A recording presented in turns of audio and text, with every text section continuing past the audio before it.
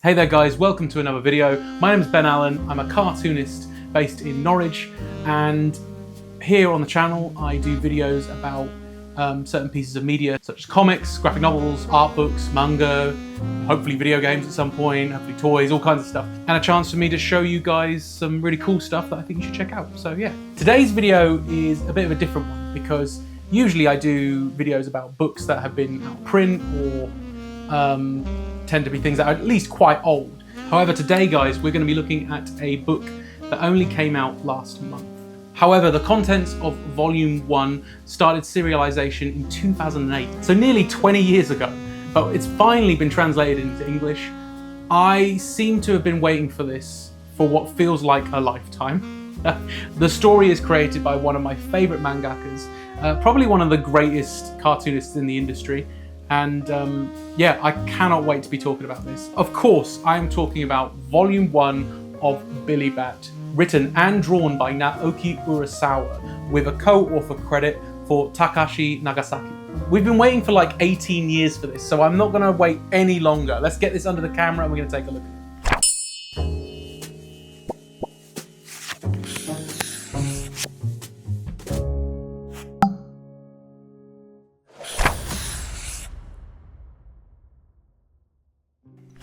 So guys, here it is. The long-awaited Billy Bat Volume 1 in English. This is written and drawn by Naoki Urasawa with a co-author credit to Takashi Nagasaki. And Billy Bat was a manga that was serialized in Morning, which is a seinen manga magazine in Japan, and that was published by Kodansha between 2008 and 2016. It was then released as 20 tankobon volumes in Japan.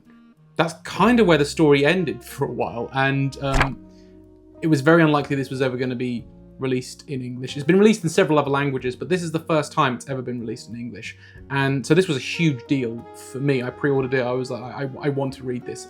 There's plenty of fan translations online. You can probably still find them if you want to read them, but they are now being officially released in English. So why would you do that? They're right here, and then these beautiful books.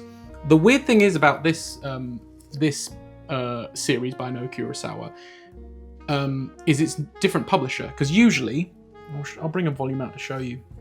Here's a volume of my favorite Naoki Urasawa manga, Pluto, Volume 1, and it's usually published by Viz Media, down here. But this isn't the case for this one. This is by a new publisher. At least I think they're new. I'll put a little box up on the screen. I'll do my usual thing. But this is Kana. And they got the rights to it. I think they're brand new.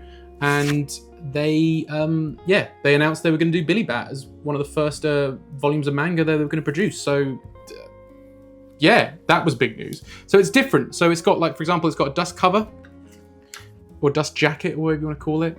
So, and the others don't have that, you see. Like, no, this one doesn't. It's got like a little... It's got like a little thing. Oh, what's that? Oh, it's a bookmark from the time I went to see the Naoki Urasawa exhibit in London. Like, God, that was years ago. Anyway, distraction. I'm sure I'll talk about that because I've got a book from that. I'll talk about that in another video later on. But yeah, you can see it's got these little flaps. I don't know what you call them on a book, but yeah, it's got that and all that. And that's it. They are also bigger as well. They're bigger volumes. This is usually the standard size. The 20th Century Boys, Monster, they're all this sort of size.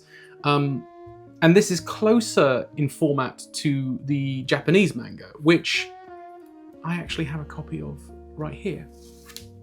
Because the thing is, guys, before this was ever going to be released in English, I actually bought several copies of, several volumes, I should say, of Billy Bat in Japan because they were super cheap. So whenever I'd go over there, I would buy a few copies. I mean, like, I was paying like, I don't know, sometimes 50p for a volume. They were so cheap. And it was never going to be a series that was going to be translated into English, right? It's like, it's been this long. It's been translated in like, I think Spanish and Italian and German and stuff, but it's never going to be released in Englilich. Why would they bother anymore? At this rate, why bother, right? So yeah, I have several volumes of this in Japanese, which is cool and all, but obviously, you know, I will want to get them in English now. But yeah, this is a Japanese copy, and as you can see, there's not. You can see it's Japanese. There isn't much difference between the two. I believe, as you can see there, the English copy is slightly bigger. It's a slightly bigger volume, but the artwork, the format, it's all the same, just in English, which is crazy. I didn't expect them to do that. In fact, I think I bet you if I take this dust jacket off, yeah, look, it's the same book, which is, I mean, that should happen anyway, right? That's what people want. But it's never really been done before in Urasawa's manga. There's usually a different, like, I don't know, format or like design or whatever for Naoki Urasawa manga. So yeah, the only difference I could say is, besides the size, is, and it obviously being in English, is this has got kind of like a matte finish to it with a bit of spot gloss. This is just purely like a sort of shiny material. I don't know what you call that, but yeah. So there's the differences there between the two. But yeah, we're here to talk about this one. Billy Bat, Volume 1, in English for the first time. I'm so excited to be going through this. Well, I've already gone through this. I already read it before in preparation of the video. But yeah, let me tell you about Billy Bat by reading the blurb on the back. Japanese-American Kevin Yamagata is a talented artist whose best-selling character is a quick-witted detective named Billy Bat. When Kevin finds out that he may have accidentally plagiarized this character, he's soon wrapped up in conspiracies, murder, and a mystery as old as time itself. So that's what Billy Bat is about. Naoki Urasawa is very good at doing these sort of stories. He does a lot of like, you know, conspiracy sort of like thriller type stuff. So I was very excited to read this one, you know, because it's about a comic book artist as well, which is really interesting. So without further ado, guys, let's open the book. Let's finally open this book and take a look. So right at the start here, oh, by the way, I'm going to try my best not to spoil too much of the story. Obviously, we're analysing the book, so I mean that might be a bit of difficulty here and there. So I apologise if I spoil any of it. I've done my best to not talk about too much plot stuff. We're more talking about the technical stuff here. So the story does start, though, originally with the Billy Bat comic, which is really cool because it sort of uses like this. It's all in colour as well, which I didn't expect, but it's using these sort of like this sort of texture and stuff to make it look like old sort of like comic book print. And like I said, it's in colour, and that's kind of different for manga. But yeah, for the first two chapters, it's this story about a story featuring Billy Bat, which is Kevin Yamagata's character. And it's, well, so it's not two chapters. It's the first chapter, as you can see. It's really cool. I love this. You don't really see it in manga too often. You sometimes see some colour pages here and there, but this is like a whole chapter. I think it's sort of so good. It's very nice. So I'm going back. I realise I'm skimming through it a bit. And obviously great artwork. It's Naoki Urasawa, who is fantastic. But yeah, that's a whole chapter right there. Completely in this world of Billy Bat in this American comic book series. Then the next chapter starts and we're still in the comic. But gradually, as the comic plays out, we get to the point where we see it break down, and then suddenly we're in the scene with Kevin drawing the comic. Now, I want to just talk about this very briefly, this comic strip here, the Western comic book stuff. I really like what it's done with the whole sort of like using Billy Bat in this sort of time period in the 1940s, which is what it's set, and we'll talk about dates and stuff in a bit. In America is quite a good idea because funny animal comics were a big thing in America at the time, so that makes sense. And I really like the use of colour, and I like the sort of textures and stuff. The only thing is with this, and it's the only negative I'm going to say, because let's be honest, I'm going to gush about Naoki Urasawa throughout the rest of this manga, so I'm just going to do this one little criticism and then I'm going to move on. I don't feel this is enough of a Western comic. And the reason for that is because Western comics don't look like manga. And this is the thing, no matter how you've painted it up, no matter how you've coloured it, no matter how you've done this and that, it's still a Western comic. Even if you say, oh, I don't know, you could do something where you could flip the panels, I guess, and make it so it's reading left to right rather than right to left. Because that's the other thing with this manga, obviously, it's in the traditional Japanese reading format of right to left. But the thing is, it would then screw up the rest of the story later on, because obviously we have the next chapter where it bleeds into the reality, and we're now in the real world. Not to mention, this would be, like I said, this was available in Morning, which is the seinen manga I was talking about. Oh, seinen magazine, and that's in a chapter with other chapters of manga, which is going to be reading, right to left. So it's and even if you did do that, I think it still look too much like a manga. That's the thing. It does look like a Naoki Urasawa manga, just in color with some sort of Western look to it. That's my only criticism. I feel they could have gone a bit further along with it. But to be fair, this is already pretty cool. And if you were reading, I'm not sure if Morning is all in black and white, but if you were reading and suddenly you had these color pages. Well, then again, I don't even know if the color pages are only available in the manga. I'll probably find out later. If I can find out any information, I'll put it on screen for you guys. But yeah. It's still a really interesting take, and I still like it. But if I'm being honest, that's my only criticisms really.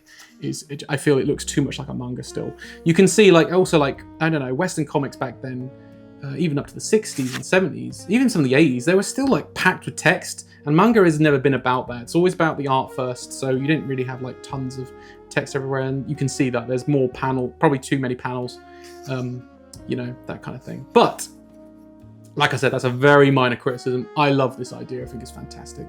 There also must be a play in time. I'm just nitpicking a little bit because, of course, we're watching him draw the comic, the American comic, now in this time when this would obviously have been released by now. It would have been released inked and coloured.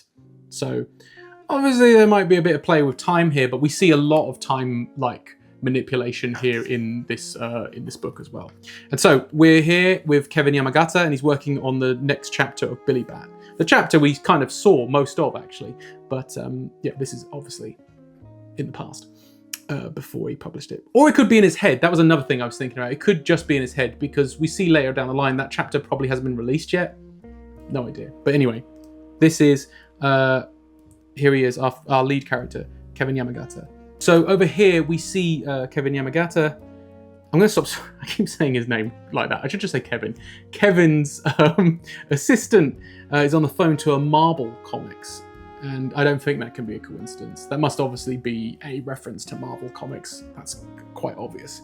I tried looking up, I should say as well, I tried looking up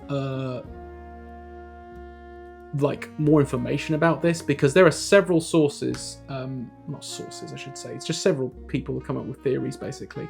And there's multiple theories as to why this manga never came out. And I think this is a good time to bring it up because, mention of Marvel Comics. So one of the things I read was Disney may have had an issue with this book because Billy Bat, there is a resemblance to Mickey Mouse. And I think that's one thing I've heard. Also DC, because the bat symbol, or just bats in general, because if I take that apart and just have a look again, look at that. That's a bat symbol, right? That's the bat symbol. So, slightly different, but it's the bat symbol. So there's that kind of, there's those references that might spark a bit of, as reason as to why they wouldn't want to have this published. The other thing as well is also Disney, DC, and Marvel may have had issues with the portrayal of Kevin Yamagata because of cartoonists working to meet the big evil publishers' grueling deadlines, which back then that was a thing. It was kind of a thing to this day, but it was even more so back then. And obviously, a lot of the times they were uncredited as well. This was him being I don't know, and we'll probably find out more in the story how much of his credits are known, but most comic book artists and writers didn't really see any recognition at all for their work. So, and there could be hints to, his name eludes me at the moment, but I'll put a thing on screen. But there also could be references to the guy who worked on the Uncle Scrooge comics. Oh God, why have I forgotten his name? I'll put it on screen. I know who I mean, but yeah, he, Disney might have issues with that because of the fact that it's there's that whole thing about. That's an interesting story, by the way. You should probably go and look up Matt I'll put everything on screen for you to look at. You should look up that YouTube channel. Matt, he's a really good comic book analysis kind of guy. He does a lot of books on history of the history of comics, and he does a really good one about the guy who worked on the Scrooge McDuck comics. So yeah, go check that out. Anyway, sidetracked, but I think that's probably that's what a lot of people have been saying. I don't necessarily believe any of that to be true, though. I find that very weird that that would be the issue, for multiple reasons. I don't see why they would even care, to be honest, because it's comic related stuff, and I don't think DC, Marvel, or Disney would even care about any of that. I don't see why this would be a problem to them, if I'm being honest. I think it's just has something to do with like rights issues or something like that. Or maybe just no one picked up. Maybe just no one picked up the manga. I don't.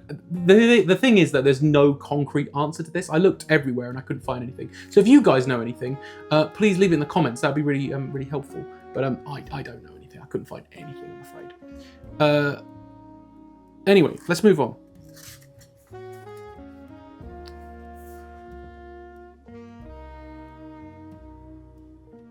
Here we go. So, and again, I'll mention just plot details if they're relevant to the discussion here.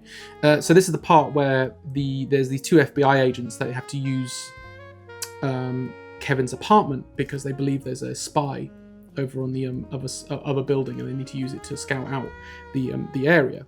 And they start looking at his work and find out like, oh, you're the guy that works on Billy Bat. That's pretty cool. Well, one of them is a fan. You can see here he's a big fan of the book. And this other guy says he's seen this image before when he was in Japan, when he was stationed out there. And he says it's exactly the same. So that's when he's revealed that he's like, this image has been, you might have plagiarized this, basically. And that's where the story sort of begins. Nice use of, so just have a look. I think Urasawa is really good at like, when he captures like, conversations. I always find it really good that how he can use very similar panels that I would worry if I was working on the comic. I'd worry that the panels were too similar, but only slightly different. And I think that would be quite a boring thing. But actually, I think he makes them really visually interesting. And then he sometimes does stuff like this where he'll like have a different angle and yeah, up there as well. I like that. But most of them, they kind of look kind of similar. Do you know what I mean? But I think he does a really good job with that. There's probably better examples I'll show later as well.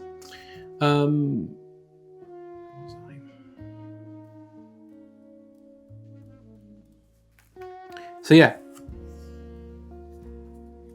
and then we see on this side here we see these really cool aspect to aspect shots, establishing shots, I should say. Yeah, aspect to aspect, that's correct. Establishing shots of Tokyo during 1949. And they're sort of like non sequiturs. They're like sort of like showing just parts of it, and it sort of establishes tone, and it's really good. I really like it. You can even hear it. Like you're looking at it, you can hear those sounds. It's really cool. And that's the only date we've seen, by the way, guys. It sort of suggests that there's been a passage of time, whether backwards or forwards, right? We would assume forwards, but I don't think, if I'm not mistaken, I don't think there is a date. No, there isn't. So there is no date mentioned at the start. So we've established this is probably in 1949, but now we're in Tokyo, while before we were in America. It was established earlier we were in America. And then you just see the title. It's really cinematic. There you go. And then we're back on it. That was the end of that chapter, which was chapter 2. Now we're on chapter 3. Again, some more establishing shots, but we've got like a big old in fact, it really works in this sort of Takabon volume where it's like, where you've got like the, Billy Bat, and then suddenly you're boom, and then it's just like, we're now back in, we're back in the story. They've put a date again here. I presume it's because obviously these were chapters that were coming out in the weekly magazine. So that's why it's there, as opposed to doing it for, Takabon. So now we're in Japan. as you can see, and Kevin's in there. We didn't see him travel to it or anything. I know this seems really obvious to say, but I thought I'd mention it. We haven't seen Kevin travel to Japan. We're just now in Japan. Kevin's there, so obviously he's done that. He's obviously traveled to Japan. We're seeing him trying to get into the general headquarters, the GHQ for the American military. And then we've got this page here. You're going to Tokyo? Because we're back in America. There's no time or date or anything. We just know we're back in America because he's now talking to this guy who is his editor or his boss. Los Angeles Marvel Comics Publishing Company. There you go. So they've got like a little. They'll show you that from before, but it's not saying a date or anything. It's just saying we obviously know this is before he went to Tokyo because of this and because of this. I know some of this may seem obvious. So yeah, you see him talking to his boss. And again, what I was saying earlier, really good conversation pages. It doesn't seem visually uninteresting. It's really interesting to read, even though it's just two people talking.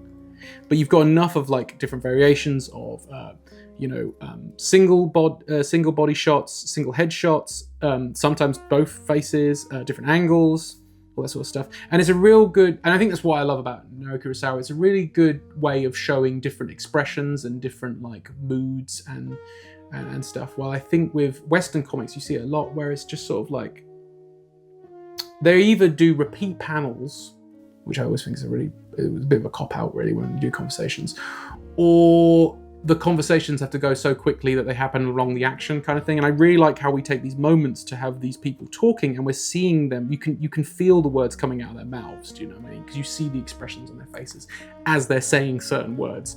It's really cool. I know it seems obvious, but you don't really see that in a lot of comics. But Urasawa is really good at that. He'll have multiple people talking for ages, but there's so many small little panels. I mean, 1, 2, 3, 4, 5, 6, 7, 8. There's 8 panels here and it's just people talking. But it's different angles. Different emotions are being shown, different facial expressions. It's really, really good. So yeah, then we see Kevin being approached by a little boy. They talk for a bit. Again, these are plot things I don't think are relevant, so I won't talk about them just yet. Then we get to the point where Kevin is at the GHQ, and he meets this soldier who shows him around and offers him, tells him he needs to get his uniform on because they're like, oh, you're being, you're here because you can read Japanese documents and stuff for the Americans. They're talking, and he knows of Kevin because he knows him from Texas Bounty Hunter, Mr. Pistol Hair Goes West, which is a comic that Kevin worked on, an American comic. And here you're seeing Naoki Urasawa doing a nice sort of Western-looking piece of art, made to look more like a comic. It's still got a bit of Urasawa in there, but it's clearly trying to be more like a Western comic, which I really appreciate. It's really cool, really good, sort of chameleoning of art styles.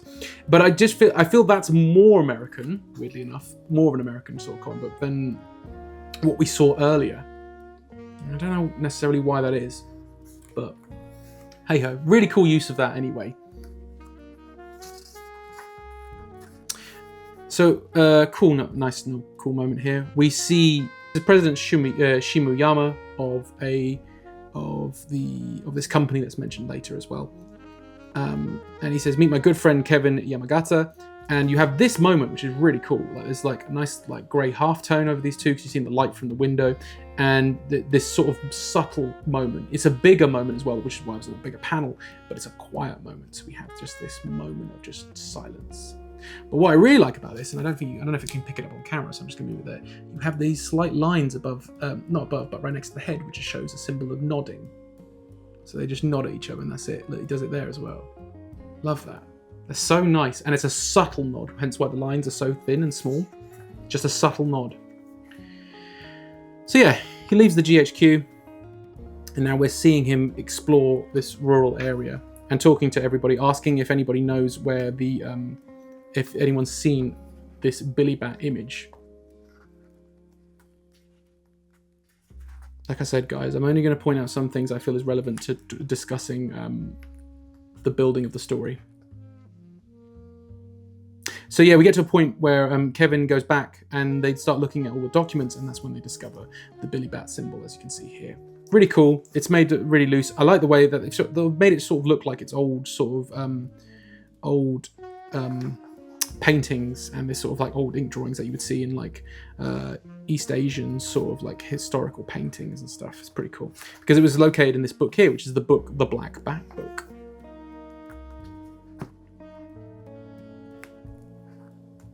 Guys, such nice stuff. Love this as well. So what they've done here, so the soldier is talking to Kevin, and he remembers where he saw the symbol, and that you see this shot here. This shot is so good. This is all hand drawn, guys. Look at that. I think it's even messing with the camera a little bit, but it's the way that Urasawa is depicting the moment where he realizes, like a really sharp memory comes into his head.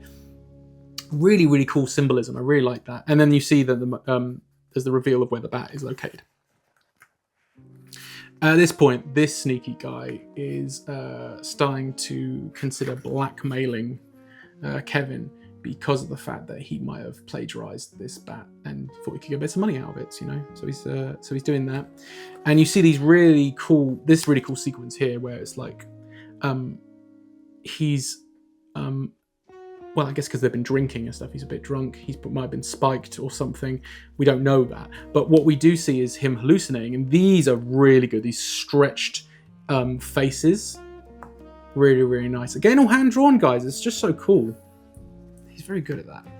And we see our first hallucination of Billy Bat. And I wonder if this is one of the things that maybe Disney wouldn't be happy with, because some of the depictions of this later on, Billy Bat's doing in these like these hallucinations or dreams or whatever you want to call them, might not be suitable. So when we have, after this sequence, we see this bit here, which I really liked. I looked at it first and go, why has he done that? But Urasawa's got the tap here. You can see. In fact, I'll bring it to the screen so you can see. So here you can see this sequence here. There's a panel here where you've got a tap, and it's up there. There's a lot of negative space down here for some reason. I think that really works though, because you can sort of, you know that's going to move downwards, right? There is another one, but you know it's about to move downwards. So you can almost like use closure to just, yeah, we're not stupid. We see that that's just going to go down. That it goes down, and it goes off the panel as well, because there's no flooring, so it just goes off. And then you see it, we zoom out again, and then you see it, but you hear the little blunk, which is obviously the water going in, the onomatopoeia. So, but we didn't see that bucket before, so you can see that at this point it's just going bloop, bloop, and then we don't know where this bucket is. It doesn't matter. We know it's in the same location as Kevin. It's just, yeah, really cool. Nice control there. So we see the top of Kevin's head. He's sort of waking up, and you can see his face here, and he's sort of like, he's waking up but can't work out what he's looking at in front of him. And then the page turn happens, and we find the soldier murdered here. And then he reacts, which is really cool. It's almost like, yeah, we're reacting with Kevin at this point. So we see him do that. He's like, oh God. And he reacts like, ah! And then we're on chapter 5 now. Oh, I should also mention there's this character here who is serving them beer and some food and stuff. But I don't really know what his... But this is the thing with this whole story. I don't know what his game is. I don't know. I think we'll find out. I'm assuming we'll find out more. But yeah, the reason I wasn't going to mention him, but I'll mention him now because he does come up again later. And then this guy is also shown again. Another weird character. This is the thing. There's a lot of introductions of new characters, like reveals of new characters in this manga, in Volume 1 in particular. And they're either relevant later in the volume, or I assume will be relevant later.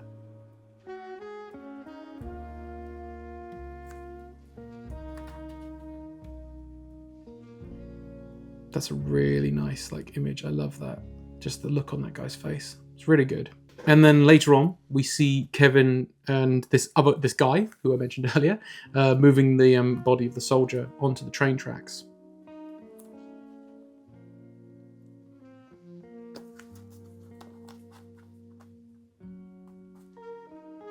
And that's when Kevin gets the hell out of there. And we see another transition here with the vroom of the train going past. And we can see up here, the train, is this train up here? and then our scene takes place under the bridge, which I really like that. It's a really nice transition tool. We haven't actually seen a train. There is no drawing of a train here. We're just seeing sort of like the line speeding past because the train is going so fast.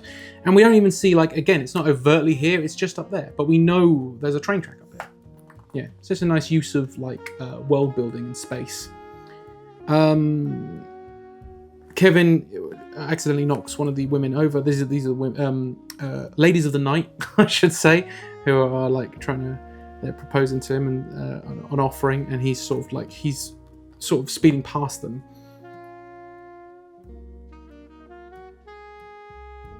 Because he's obviously he's just possibly murdered a guy. He thinks he's murdered a guy anyway. We don't actually know that. Right here, we're introduced to a new character who again will be relevant later.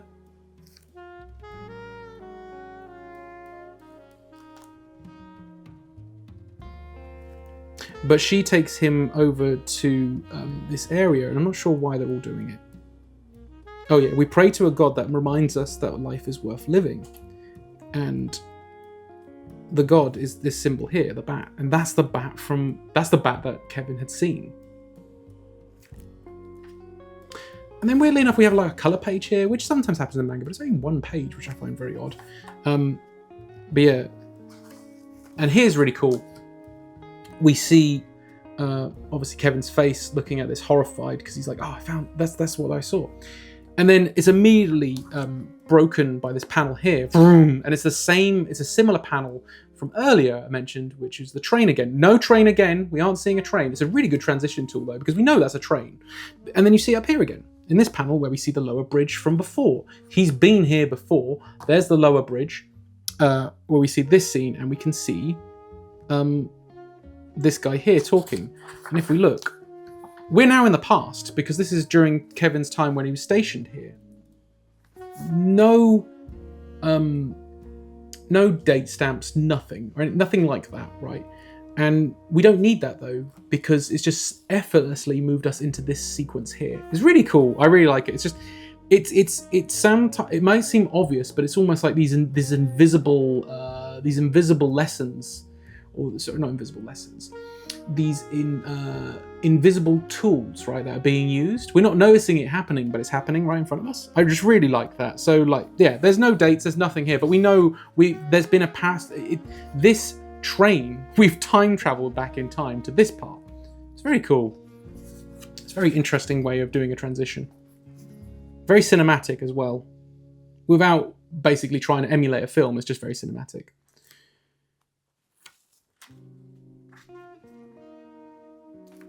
He starts hallucinating once again. At this point, when he's looking at the bat, he starts seeing the face of Billy Bat in the bat. And here we are again. More hallucinations. And he's like, don't tell a soul. Again, I don't know. Mickey Mouse stuff. Disney might not be up for that. Yeah, and then he wakes up in a bed. And he's at the OSS. And here is the CIA. Now, I love this. There are so many panels on here, but it's, again, just characters talking. There's 3 characters in this scene, and it's Kevin being interrogated. Well, interviewed, but, interrogated. By these 2 CIA agents. And it's just lots of panels of their little faces. I really like this. It's such a nice set. Even though some of them are very similar, some of these panels, I would find it very intimidating to approach this sequence with this many panels of the same faces over and over again. But he does such a good job with it. There's enough of a variety, even though it's only subtle, to make it still visually interesting. So, like, we're talking to the CIA. This CIA agent is talking here. Do you know where he is? And you just see this panel and this look of like, I don't know. Like, Kevin doesn't know, and he's got this expression on his face, and there's no words whatsoever. But then we see the next panel is still him. We move away slightly, and we can see he's turned his head slightly, and he's like, no. And we go back to pretty much the same image, it's just slightly out of the CIA agent. He said he's been missing since yesterday. And I love that right here. This panel here. It's this from before, but there's a subtle change in facial expressions, and this use of screen tone to grey him out really It's like, oh god, this is like, like if it was in color, it might be like red or something. It's really cool.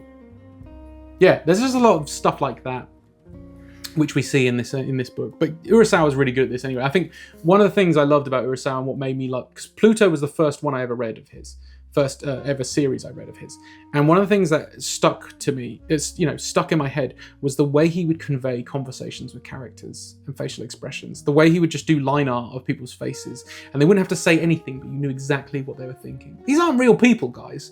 They're just drawings, but somehow we knew exactly what their internal monologue was. It's very cool.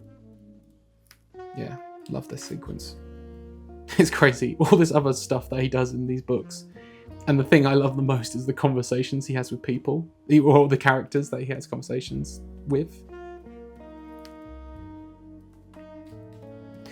And the story leads to this guy here. Now, this guy is this manga artist who is the artist who supposedly drew Billy Bat initially in this comic that FBI agent saw at the start. And he says, "Oh, I copied your work." And you see this is a very Japanese manga thing anyway. These lines that go downwards, because you're sort of seeing it go, and he says, "I copied your work," and it's like, that you see it in anime as well. They even use it in anime. Still good though, and he's shrouded in with a darker half tone over here, which I quite like. And I instantly thought of I thought of obviously Osamu Tezuka with the big thick glasses and the beret. That was an Osamu Tezuka staple. And I don't know if he was meant to be based on him. I don't know if there's any other manga artists that look like that. But Urasawa obviously loves Osamu Tezuka. Most people of his age do, I should say. But there's definitely a direct reference to Osamu Tezuka, which we'll get to shortly in this book. Anyway, in the next chapter, we see the president from before now in his car. Same expression. This guy, I love this, because this guy obviously doesn't show a lot of emotions or a lot of expressions. I really like that. There's that sort of eerie quality that Naoki Urasawa has sometimes with his characters, just even if they're just bit characters. But there's something going on here. Something's a bit strange. He's driving with his chauffeur. We'll find out more about that later. Anyway, we go back to the scene. We see these buildings, which is where one of these buildings is where this guy is located, and he's working on some manga. And he's hanging around him, waiting for him to finish. Kevin is hanging around him, waiting for him to finish. And once he's finished, he wants to talk to him about this and apologize and all that sort of stuff. Again, plenty of panels with people's faces talking. Love it. And right here is when he talks about the manga that he has, which has a very, as you can see, looks pretty much the same. It's pretty much the same as Billy Bat. So, Bat Boy's Big Adventure by Zofu Karama. That's his name, Zofu Karama. I should have said that. He says here, "I originally wanted to draw for Kamishibai, but the manga is the medium of the future." Now, Kamishibai, I'm not actually sure what that is. I'll put some text up if I've got any information about that. But I believe it's like a pulp fiction type magazine. I assume it's something like that. He says manga is the medium of the future, so he's talking about comics, obviously the medium of the future. When I saw this, I was sure of it, and that's when he reveals this book here, which is an adventure manga called New Treasure Island, which is a story by Sakai Shishima, and with art by the legendary Osamu Tezuka. This is an important piece of literature. I've seen it mentioned in several books, and it was even mentioned recently when I went to see Helen McCarthy do a talk in London about the history of manga. It was really good to promote her new book, which is called The Manga Bible. Go check her out. She's really good. She did a book about Osamu Tezuka as well, which I love. She's really... Anyway, I'm getting sidetracked, but go check her out. Helen McCarthy. Oh yeah, we got the president being dropped off at a pharmacy. Nothing terribly suspicious about this, but it's a bit weird looking. He's got that weird, unnerving look that Urasawa is really good at drawing. And then we go back to the scene again with Kevin and the manga artist, and he's drawing a cup glass. And then we get to a good point here. Here's the point, which I really like. This page I really enjoy. And I'll read it out to you. Now then, where did the person you copied learn how to draw like this? They also copied someone else. And how did that person learn to draw it? They copied someone else. And how did that person learn to draw? They copied from someone else. And what about them? And then he sort of realizes what he's doing here, what this guy is saying. And there's this face here, this smile here. I love this. This little, you don't see it on full, you don't need to see it, but you know he's smirking. So who did the first person to ever draw copy in order to draw like this? And I love that. I love it's almost like saying, look, ideas come from other people's ideas, right? It's like we learn from people, right? We learn from other people. And I really like that. But it's also a reference to the actual things going on in the story, which is, believe it or not, that drawing was etched on the wall of a cave. And wouldn't you know that the drawing on the wall was that very same bat? There you go. All right, I'm in the hay. You must be all tuckered out too after that chat. That was it. I'm done now. I'm not going to do any more voices. Anyway, we see later on that the president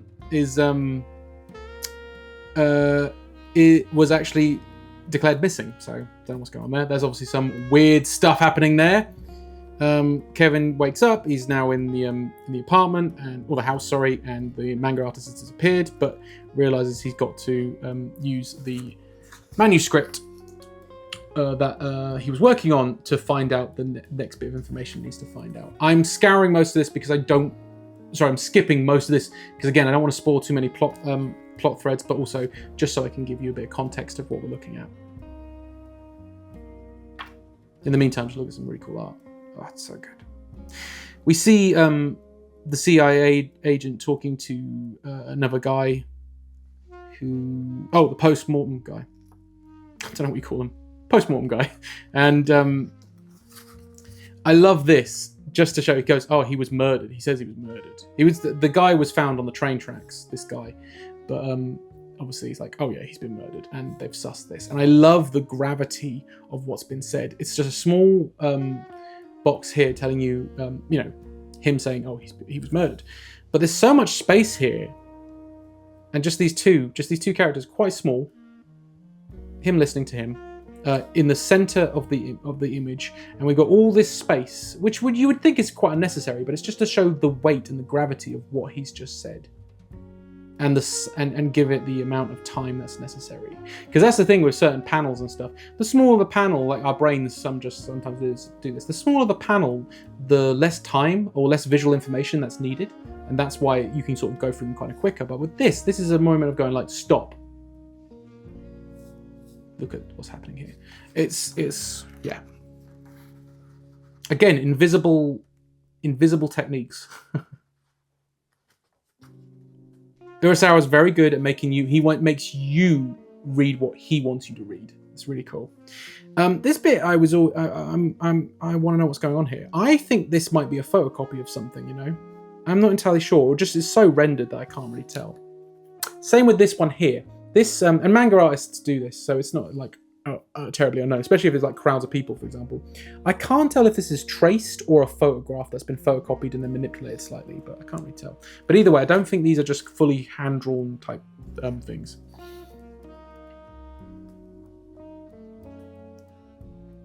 Yeah, and we see the guy from earlier, the guy who was feeding them food and beer, and now he's like at a place with a police sketch artist, and they're now sketching out Kevin. So I don't know what this guy's deal is. This is what I mean. There's obviously like he's trying to now. Yeah, I don't know. There's some questions I have with the story, guys. See Kevin obviously breaking down a little bit because he's now embroiled in all this murder and like horrible stuff. And all he wanted to do was meet the guy who he might have accidentally plagiarized. But it means, obviously, the Billy Bat iconography is obviously linked to something else. And then we see the guy from before again. There he is. Bit of Billy Bat again in the comic. Because he's following the manuscript that the artist left him. What is this guy's deal? Oh, I love that. That's so. He's so creepy. It's so good, and the lighting, oh, it's so good. What's this guy's deal? Then this other guy shows up who sort of saves him. I think he tries to pretend to be somebody else. Really odd. Jiro Shirasu. And you got the classic anime manga sort of lines again with the whole like he's bowing really quickly. Like, yes sir. And then the next page we see here.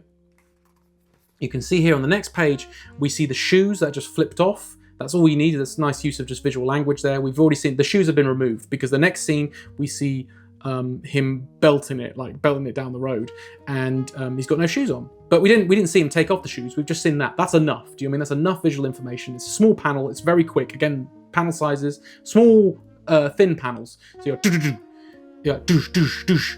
And you see him belting it. And what I love about manga, and Urasawa does this obviously, but like manga in general, this was this whole thing of just trying to basically force the reader to be part of the scene rather than us viewing the scene as an outsider.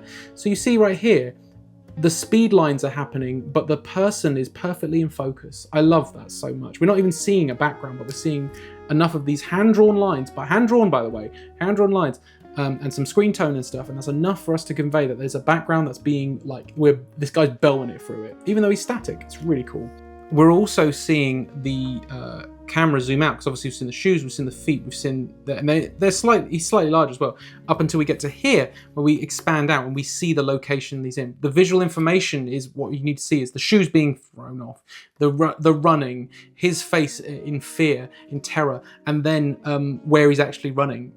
It's giving you an order of visual information. It's really cool. And then we see like these little feet here to show a sign of like the stopping, and then this little panel here. It's really cool.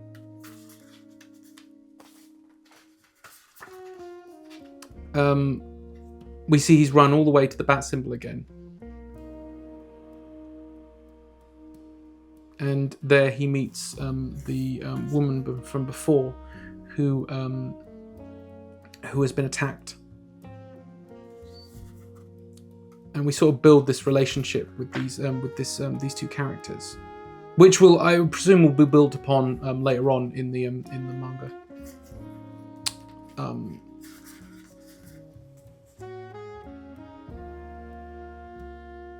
And then we see the moon, and then we see the moon further along, and we walk closer up, even, and then we see this. Here,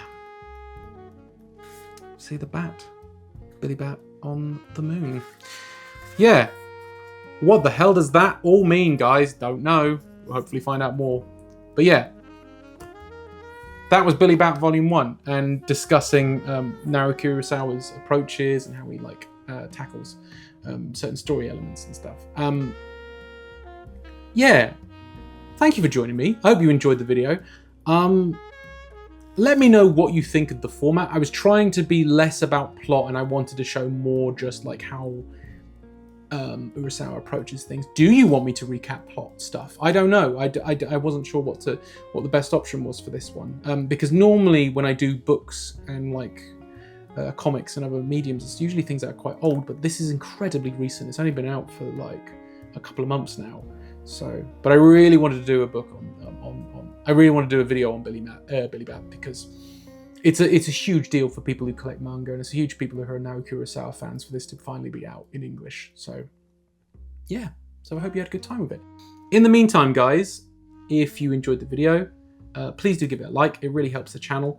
And if you haven't subscribed, subscribe to me. I'll be doing these videos every single week, Tales on the Shelf, where I'm going through books, comics, and other medium that influence me and my work. Speaking of my work, here is some examples right here. These are some of the stuff I've drawn during the live streams that I do every Monday at 8 PM UK time. So yeah, come and stop on by.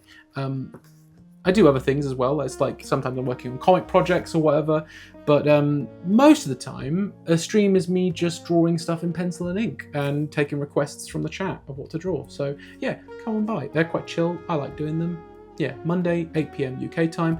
And I have a new video of Tales from the Shelf every Wednesday. So that's it from me, guys. Until next time. have a good day.